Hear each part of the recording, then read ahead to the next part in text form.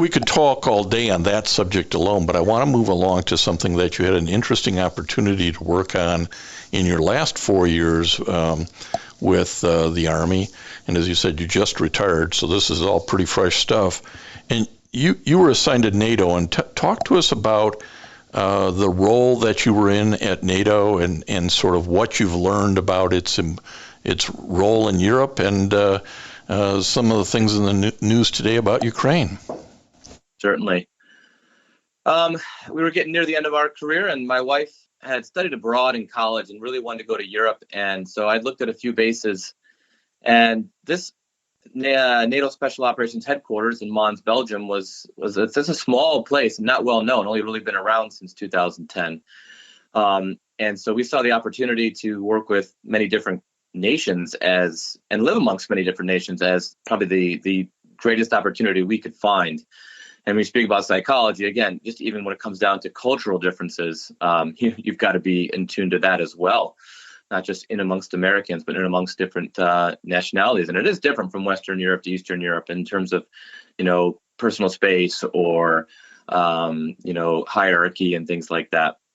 And so we went there, and I got into the exercise planning realm. And I thought that was going to be interesting because I got to travel around and also do some actual exercises and actually get really active in some of these nations and help build them up.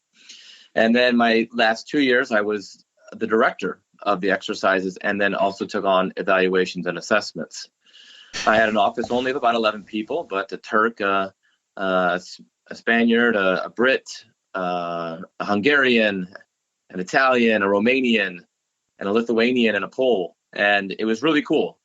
And we sit there and we put our heads together and try to figure out, how to make a plan for this nation to exercise themselves, figure out their training objectives, and meet those things and become interoperable with NATO standards. That was basically what our office did.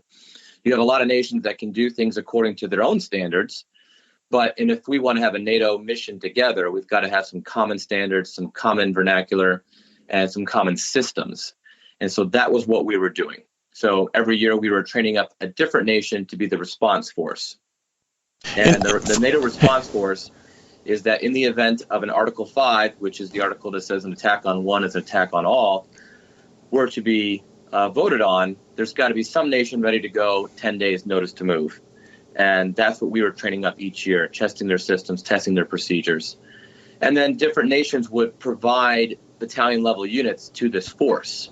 It wouldn't just be that nation. While I was there, Poland was one of the nations, and they were the framework nation, meaning in terms of special operations, if they were needed, Poland would be the headquarters. It would be a Pole in charge of all of the special operations.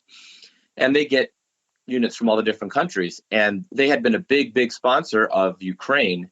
And so in 2019, Ukraine came forward and said, hey, we want to put forward a battalion for the NATO response force. And as far as I know, it made a lot of people kind of scratch their heads asking, like, well, do they have to be part of NATO to be part of the response force? And the answer really was no. And so they absolutely could be part of the NATO response force. So they put in a formal offer of about 2,000 individuals to be evaluated along NATO standards. And so we started making a few trips to Brovary near Kiev and working with the Ukrainian Special Operations Command.